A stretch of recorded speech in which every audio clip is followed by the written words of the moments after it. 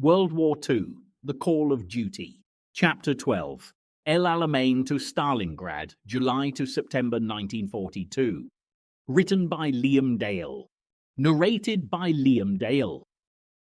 By the summer of 1942, the Second World War had been raging for almost 3 years and showed little sign of abating. The conflict that started back in 1939 when Nazi Germany invaded Poland had now spread far beyond the confines of Europe, and as the Axis powers sought to expand their vast empires, the battlefields of war stretched from Africa to Asia. With Germany, Italy, and Japan now united against the Allies, fighting had broken out in every corner of the globe, and the struggle continued across the war-torn continents, while at sea, naval battles were being fought for control of supply routes. As the Axis tightened their stranglehold on the previously tranquil waters of the Mediterranean, there was an ever-growing risk that the Allies fighting in North Africa would be cut off, and the future of their Western Desert Offensive was far from assured. Italian and German troops were now posing a very real threat to British interests in Africa, as they struck deep into the desert landscape of Egypt, reaching El Alamein just outside Cairo. Within the shortest of time frames, there was little left standing between the Axis powers and the Suez Canal, which was the pathway to the oil fields of the Middle East. If the Allies were to stand any real chance of victory in World War II, the battles that lay ahead to secure North Africa would be absolutely critical. Ironically, though, the leader of Nazi Germany's attentions would not be entirely focused on North Africa. Adolf Hitler's determination to destroy communism proved to be rather stronger than his desire to penetrate Egypt. On the Eastern Front, as the German tanks rolled further into Russia, by July 1942, the Battle of Stalingrad was well underway. Facing a bitter conflict, Joseph Stalin, the Russian leader, called for a great patriotic war against the enemy, and with the full might of the Soviet Red Army to contend with, the troops of Hitler's Third Reich were destined to be occupied for some time to come. And all the while in the Far East, despite the immense territorial gains of Hitler's Japanese allies, the tide that had so far been running in the Axis favour was slowly beginning to turn against them. Out at sea, the Battle of Midway had proved to be a crucial victory for the Allies in the Pacific theatre of war. The Americans had caused irreparable damage to the fleet of Japan, spurring US soldiers on, who were now ready for their first offensive in the Solomon Islands. The African continent had been a field of conflict between Western empires long before the outbreak of the Second World War. And while European colonies were established across the continent, by the early 20th century there was little left that the native inhabitants could call their own.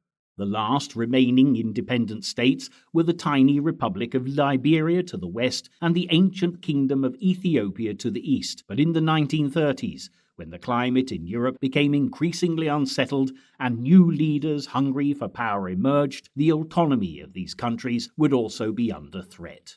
The Suez Canal was of great strategic importance as it connected the Mediterranean Sea to the Red Sea, providing a pathway to the rich oil fields of the Middle East. It also provided the shortest ocean link between the Mediterranean and the Indian Ocean, and had originally been important in helping the European powers govern their colonies. Malta was particularly important to the North African campaign, as it provided the only Allied base between Gibraltar and Egypt and was the last threat to Rommel's supply lines from Europe. The British Prime Minister, Winston Churchill, regarded the island an unsinkable aircraft carrier, of course, but as Rommel's troops made progress in Libya, beating back the Western Desert Force and heading eastwards towards Egypt, the Axis hold on the Mediterranean would tighten, and by 1942, almost no ships would be able to get through to Malta. Hitler and Mussolini lacked the resources to take both Cairo and Malta at the same time, so they decided to batter and starve the island into submission. It would become one of the most intensely bombed areas in the war, with around 250 raids per month in the first 6 months of 1942. The destruction to the island was unimaginable, and thousands of people were killed or injured in the attacks. Their devotion to the Allied cause, however, did not go unnoticed, and they were awarded the George Cross for their heroism, while the American president, Franklin D. Roosevelt, described the island as one tiny bright flame in the darkness. But while supplies dwindled and Allied naval forces struggled to reach Malta, Allied commanders realized it would only be a matter of time before the island surrendered. Rommel, in the meantime, was approaching Egypt, and after weeks of grueling battle, by June 20th, 1942, he had captured Tobruk. 10 days later, his panzers reached El Alamein, a railway station on the coast of Egypt, just 60 miles from Alexandria. While the Allied position deteriorated dramatically, Churchill refused to be beaten by Adolf Hitler and was adamant that the battle to crush the Axis should continue. Though Churchill was determined to defeat Hitler, the British situation was by now critical. As well as Axis gains in Europe and Africa, there were grave concerns for the future of the British Empire in the Far East. Singapore had fallen, as had Burma, and the risk that the Japanese might venture across the border into India and attack from the east could not be ignored. Meanwhile, as the Germans progressed in Russia, closing in on the Caucasus, there was the possibility that new German armies might descend from the north through Iran. Adding to the threat posed by the Japanese and Rommel, this meant that British forces in the Middle East might have to face the enemy 3 ways. By the end of June 1942, in Egypt, the panic was already setting in, and in Cairo, the British began burning confidential papers anticipating the arrival of Rommel's troops any day. Meanwhile, all measures were taken to stall the enemy by flooding areas around the River Nile and building defensive positions to the west of Alexandria. Wavell, who had originally headed the Middle East Command, had by this time been replaced by Claude Auchinleck, who had previously commanded the Indian Army. Auchinleck had not seen much success since his appointment 1 year earlier, however, and was criticised for having little experience or understanding of British or Dominion troops. The Western Desert Force, which had by now changed its name to the 8th Army, was made up of divisions from around the British Empire, including South Africa, Australia, and India.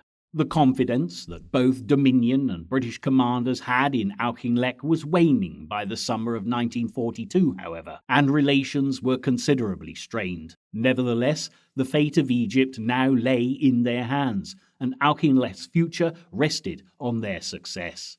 The Allied Desert Air Force would also play a prominent role in the defense of Egypt, and when Rommel began the attack on El Alamein on July 1, 1942, they would cause considerable damage to the advancing units. The RAF planes heavily bombarded the already fragile supply routes, and while British mobile columns attacked from the west and from the south, soon Rommel's men were exhausted and running out of supplies. By July 4th, the commander took the decision to go on the defensive, and the German advance was halted. For Churchill, it was not enough. He urged Auchinleck to attack again and to completely eliminate the Axis threat. But Rommel's defences held strong, and while battles continued throughout July, by the end of the month, the British commander had no choice but to end the offensive operations. The failure confronted Churchill at a particularly difficult time, for he was about to inform the Soviet leader, Joseph Stalin, that an Anglo-American invasion of Europe would not be possible until the African campaign had been concluded. Stalin had been fighting Nazi Germany since June 1941, and while the Russians struggled desperately to halt the advance of Hitler's troops, the Soviet leader had been putting pressure on Churchill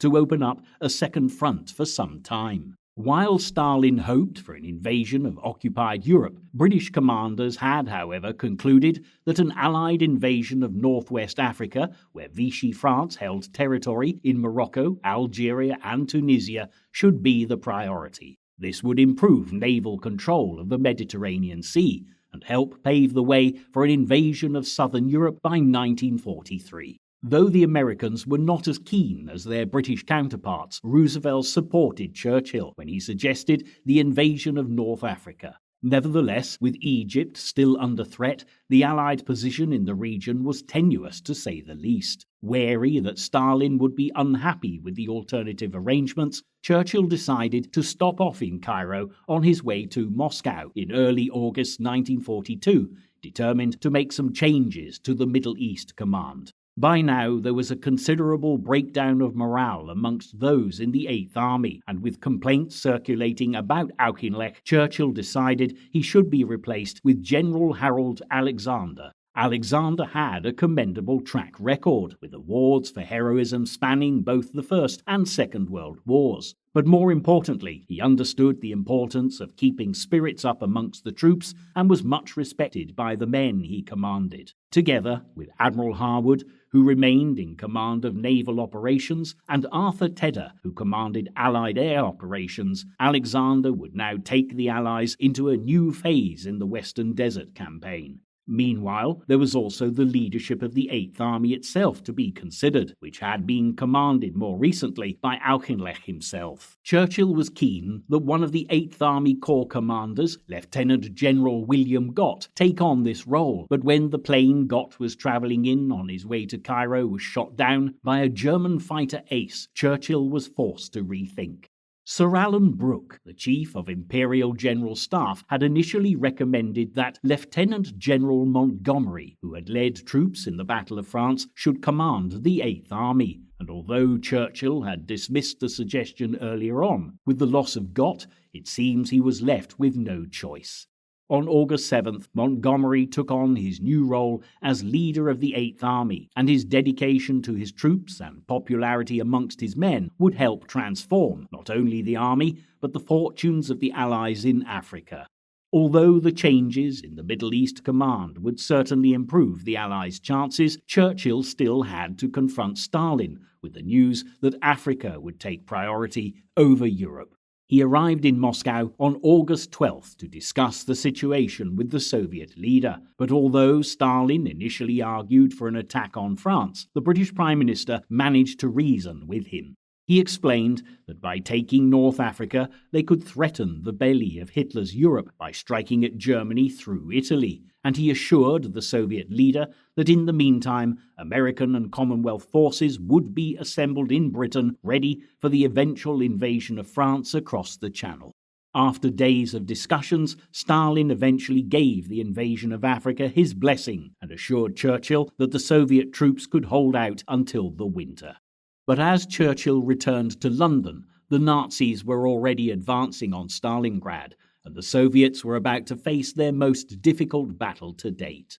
When Adolf Hitler had ordered the invasion of the Soviet Union back in 1941, he had a number of strategic objectives, which included seizing Leningrad to the northwest of the country, Moscow, the capital of the Soviet Union, to the center, and Stalingrad to the south.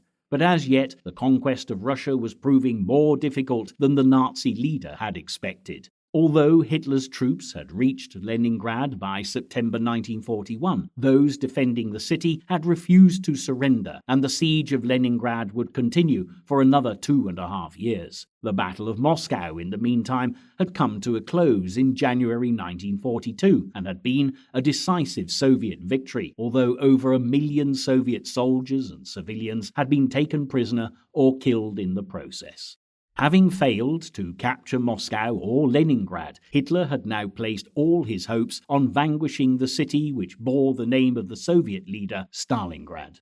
Stalingrad provided vital transport routes between the Caspian Sea and northern Russia, and seizing the city would effectively sever the transportation of supplies to the north. It was also hoped that the capture of Stalingrad would secure the right flank of the German armies as they advanced into the Caucasus, a region which was rich in oil and minerals and vital to Hitler's war against the Allies. But perhaps one of the greatest reasons Hitler had for attacking Stalingrad was its significance to the Soviet leader. Stalin had played a part in defending the city against the White Army in 1919, when the Red Army was battling for the survival of Bolshevism, and when he had come to power as leader of the communist nation in the 1920s, he had decided to change the city's name, which was originally Tsaritsyn, to Stalingrad, to celebrate his role in the Russian Revolution. Such symbolism was not lost on Adolf Hitler, but while the Nazi dictator was driven by his desire to destroy communism, his general staff wanted to attack in the direction of Moscow again, in the hope they could crush the remainder of the Soviet military forces. There was little hope of dissuading Hitler once his mind was made up, however, and the attack on Stalingrad and the Caucasus, codenamed Operation Blue, took priority over all other military plans and was scheduled to commence by the end of May 1942. In the meantime, the Soviets had been given a strong indication of the latest Nazi scheme. A briefcase containing the plans for Operation Blue had been discovered after a German plane was shot down over Russia. But while the Soviet generals pored over the papers, Stalin was convinced that the appearance of the plans were no more than a deliberate ploy to fool the commanders of the Red Army and to draw Soviet troops away from the real target, which he believed was Moscow. For the time being, the protection of the capital remained Stalin's priority, but while Nazi troops prepared for the advance, Hitler's true motives would soon be clear. 1 month later than planned, on June 28, 1942, Operation Blue had finally commenced, and the troops of Army Group South were thundering across the desolate Russian plains towards their objective. The Axis forces had been split into two groups. Army Group South A, which was commanded by Wilhelm List and included the 17th Army and the 1st Panzer Army, which advanced towards the Caucasus in the far south. Meanwhile, Army Group South B, which included General Hans von Salmuth's 2nd Army, the 4th Panzer Army, and General Friedrich Paulus's 6th Army, marched east towards Stalingrad and the Volga River. There had been concerns amongst the Nazi commanders that the decision taken to run two operations simultaneously would put a strain on supply lines and put the entire offensive at risk. But in the early stages of the advance, Army Group B's progress towards Stalingrad went so well that Hitler decided to make some changes to the order of battle. Believing that Army Group B didn't need the 4th Panzer Army anymore, he ordered the tanks south to join the troops advancing on the Caucasus. The change in strategy resulted in a huge traffic jam as the panzers crossed the path of the motorized 6th Army, and Paulus's advance was delayed. While the 6th Army waited, the days passed by and the element of surprise evaporated. With the accumulation of traffic to the south, the Soviets now realized that the target of the next Axis attack was Stalingrad, not Moscow, and all available troops began to rush towards the city to prepare for its defense. Red Army General Andrei Yarmolenko was placed in command and consolidated what forces he had on the eastern bank of the Volga to prepare for their approach. But once Army Group B was ready to advance once more, their progress was swifter than ever, and soon Paulus's 6th Army had reached the River Don, which lay only 40 miles west of Stalingrad and the Volga. Fierce fighting ensued as the Soviet soldiers in the area did all they could to check the Axis advance, but all their efforts would prove futile. By July 21st, more than 100 assault boats began crossing the Don, and within hours a beachhead had been established on its east bank. The Soviets put as many men as they could muster into the 40-mile margin which separated the Don from the Volga, but soon Russian defences were crumbling, and it appeared that little stood in the way of the Axis advance into Stalingrad itself. In a desperate attempt to stop the Soviet collapse, Stalin ordered that every granule of Russian soil be defended to the last drop of blood, threatening those who retreated with death. Meanwhile, anyone strong enough to hold a rifle was sent to defend the city, and civilians were ordered to dig trenchworks and fortifications around its outskirts. No one was exempt from the effort to save Stalingrad, and women and children worked as hard as the soldiers to prevent the Nazis seizing their city. However, by the end of August, the battle was about to become harder than ever as the German Air Force, the Luftwaffe, began their attack from the skies. As the city was reduced to rubble and ruins, the Axis troops moved steadily closer, and soon the spearhead of the 6th Army had reached a section of the Volga to the north of the city. By the beginning of September, Stalingrad was surrounded on 3 sides, and the real battle was about to commence. 2 months after the offensive had begun, the city limits were finally penetrated by Paulus's troops, and Axis forces broke into the city in a dozen places. Not long after, the Nazis cut the rail line that travelled across Russia from Stalingrad to Moscow, destroying one of the country's most important supply routes. Troops and supplies could now only reach Stalingrad from across the Volga behind the city. As the situation deteriorated, Stalin ordered one of his greatest commanders, General Zhukov, to leave Moscow and head south to coordinate the defense of Stalingrad. Meanwhile, General Vasily Chukov, who had fought off the Nazi attack as they advanced across the Don, was placed in command of the Russian 62nd Army, which was now responsible for holding Stalingrad. Before long, Chukov's situation would become desperate, however, as the 62nd Army were penned into the city in the grip of the Germans. By mid-September, the Axis troops had taken the highest point in the town, an ancient Tatar burial ground known as the Mamai Tumulus, giving them a huge advantage over the Soviets. From here, they could attack strategic targets around the city, and there was little doubt that whoever controlled the high ground commanded the battle. The Soviet 13th Guard Rifle Division arrived across the Volga to reinforce the 62nd Army and were ordered to charge the strongpoint by Chukov. Few would survive the ordeal, and thousands of Soviet soldiers would die in the battle for the summit. But soon it was once more beneath Russian control, and the fighting now descended into the streets of Stalingrad. The battle would become one of the bloodiest of the Second World War, as the Axis fought the Soviets for every ruin, cellar and staircase in the city. There were no battle lines, only brutal skirmishes between one street and the next, while buildings ridden with snipers turned the area into a vast killing zone. For those fighting within, life would become an endless hell of gunfire, hunger and fear, and the casualties on both sides would be immense. While Stalin's war against the Axis continued, it was clear that a second front to take the pressure off Soviet troops could not come a moment too soon. But the invasion of North Africa, which Churchill had promised the Soviet leader, was as yet in the early planning stages, and disagreements between America and British commanders were beginning to threaten the progress of any invasion at all. Concerns at this stage revolved around where the landings in French African territory should be. Churchill wanted to land troops as close as possible to the base of Rommel's Africa Corps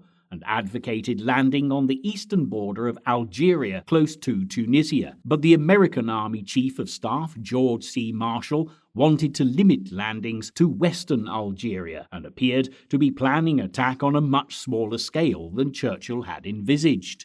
Disconcerted, the British Prime Minister reminded Roosevelt that the Allies had promised Stalin a serious diversion to draw German efforts away from the Soviet Union, and ever the diplomat, Roosevelt ensured that a compromise was found which would please both American and British commanders. It was decided that there would be 3 simultaneous landings. American forces would land in Casablanca in Morocco, as well as Oran in Algeria, while a combined British and American force would land in Algiers, which lay further to the east of Algeria and closer to Rommel's troops.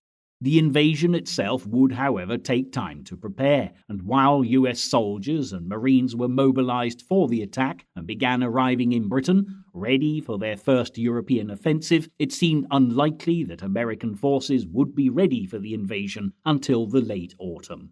In the meantime, American commanders had more than just the European theatre of war to contend with. Although the priority of the United States had been to defeat Nazi Germany when they had entered the war in December 1941, in the Far East, Hitler's Japanese allies were posing a considerable threat to Allied interests. During the first 6 months of the Pacific War, the Japanese had conquered hundreds of thousands of miles of territory, spanning from Burma in East Asia to the islands of the South Pacific. But by May 1942, American forces had started to make some progress in checking the Japanese advance. During the Battle of Coral Sea, they had successfully prevented the Japanese from taking further territory in New Guinea, and and the following month, a major naval battle had been fought around the island of Midway in the North Pacific, which had inflicted heavy losses on the Japanese fleet. Nevertheless, the Empire of the Rising Sun showed little sign of easing their campaign to seize new territory, and by mid-1942 they were constructing a large airfield on Guadalcanal in the Solomon Islands. From here, they could launch attacks on American bases in Fiji, New Caledonia, and Samoa, and threaten Allied supplies and communication lines to Australia, which lay to the south of the Solomon Islands. While Allied concerns grew, Admiral Ernest King, Commander-in-Chief of the United States Fleet, proposed an invasion of the island of Guadalcanal and other strategic points around the Solomons, and the combined chiefs of staff had soon agreed to launching their first American offensive in the Pacific. After spending 6 months on the defensive, the Allied counterblow was soon underway, and by late July 1942, the 1st Marine Divisions had left their training areas in New Zealand ready for the battle. They moved north in deep secrecy, and as a cold front swept across the Pacific, they were able to use the weather as a cover. By the time they reached the Solomon Islands on August 7th, the seas were calm, and the Japanese had no idea that an attack was about to be launched. The landing force then split into 2 groups, with one group assaulting Guadalcanal and the other attacking Tulagi and Florida Island. At first there was little resistance from Japanese troops, who began to flee after aerial bombing from Allied planes had paved the way for the invasion, but by the second day the battle had begun. While troops fought back on the ground, there were heavy air attacks from Japanese planes based on Bougainville and other nearby islands. But despite the bombardment, American forces had reached the Japanese airfield on the second day of the offensive. They renamed the airbase Henderson Field after a Marine who'd been killed during the Battle of Midway, and from here the Americans could launch their own attacks on the enemy.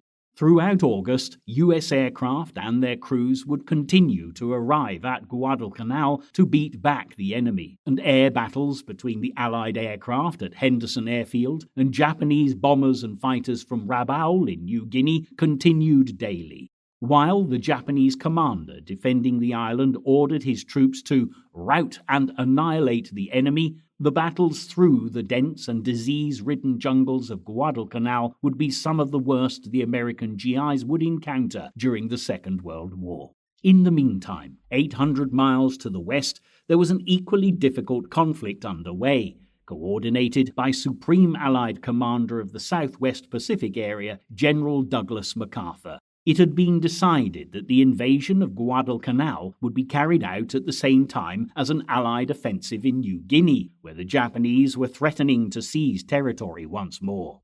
Lessons had been learnt at the Battle of Coral Sea, and rather than launching an amphibious invasion, this time the Japanese decided to mount an overland assault across the towering Owen Stanley Mountains in late July. Their target was a strategic town on New Guinea's southern coast by the name of Port Moresby, and from here they could launch further attacks on the northeast of Australia. The Japanese had already inflicted severe bombardments on Australia, and MacArthur, who was renowned for his determination, decided to launch a bold counter-offensive which would ensure the country was protected from further attacks. If the Japanese dared to venture across the Owen Stanley Mountains, so would the Allies, and MacArthur ordered the battle-hardened troops of the Australian 7th Division, who had returned from fighting Rommel's troops in Africa earlier in the year, to venture deep into the jungle to beat back the Japanese invaders. The track they followed was the Kokoda Trail, or track, and it would take them through some of the most hazardous terrain in the South Pacific. Through disease-ridden swamps, plunging gorges, and dark, humid jungles, the Australians embarked on a deadly mission to fight back the Japanese. There was little opportunity for rest, while they remained on constant alert for the enemy both day and night. In the meantime, US planes flew overhead to drop supplies to the troops battling on the ground, though the smoke signals the Australians sent out would not always be easy to find. Fortunately, the native people of New Guinea would play a vital part in the Kokoda Track campaign, looking after supplies for the troops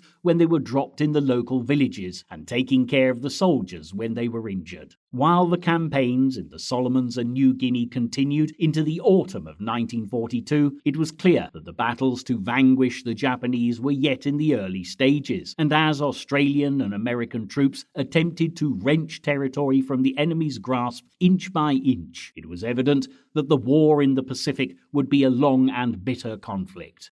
In Africa and the Mediterranean, there was, however, already a glimmer of hope on the horizon as the battle continued against German and Italian forces. In August, an operation had been launched to get supplies through to those desperately struggling on Malta, and 14 merchant ships had set off from Gibraltar, protected by 2 large forces of warships. Throughout the voyage, Allied forces suffered heavy bombardments from Axis planes, and many of the Allied ships, including destroyers, carriers, and the merchant ships themselves, were sunk or badly damaged during the voyage to Malta. Nevertheless, by August 15th, 5 merchant ships had managed to reach the island, and although the siege of Malta had by no means come to an end, the supplies that they brought meant that for the time being the island could continue to fight back, and the Axis conquest of the Mediterranean was not yet complete. Meanwhile, in Africa, the morale of Allied troops protecting Egypt had been lifted considerably by the presence of General Montgomery. After he'd taken command of the 8th Army on August 13th, he became a whirlwind of activity, regularly appearing before the troops and announcing to his officers, "If we are attacked, then there will be no retreat. If we cannot stay here alive, then we will stay here dead." At the end of August, Rommel made a last and desperate bid to reach the Nile, but proving he was a man of his word, Montgomery checked the Nazi advance in 2 days' fighting in the Battle of Alam el Halfa. From this moment onwards, Montgomery's focus would be on the preparation for a counterattack, which he was determined would lead to a decisive victory against Rommel's forces. The British commander decided to move his field headquarters closer to the Air Force command post in order to better coordinate combined operations, so the Army, Navy, and Air Forces could fight their battles in a unified, focused manner. His aim was to deny Rommel the strength to withstand the 8th Army when they launched their counterattack, and he ordered the Allied Air Force to destroy every enemy strip they could find in the eastern Mediterranean, as well as bombing the sea routes to Rommel's front. The British commander also focused airstrikes on enemy ports in North Africa, so if supplies did make it through, they would find it virtually impossible to unload the ships when they arrived. Meanwhile, from Benghazi to Alamein, there were regular bombardments of Rommel's troops. The combined effort had the desired result, and within a month, less than half of Rommel's supplies would be getting through. Soon the tables would be turned in North Africa, and while preparations continued for the invasion of Northwest Africa before long, the Axis would be facing an attack on 2 fronts. Rommel knew full well that the British Commonwealth forces would soon be strong enough to launch an offensive against his army, and his only hope now was that the German forces fighting in the Battle of Stalingrad could swiftly defeat the Soviet troops. The Germans advancing through the Caucasus could then threaten Iran and the Middle East and draw British troops away from his front line. But Rommel's hopes would all be in vain, for in Stalingrad the Russians were planning a momentous counterattack, and as the winter of 1942 drew near, the tides of war were about to turn.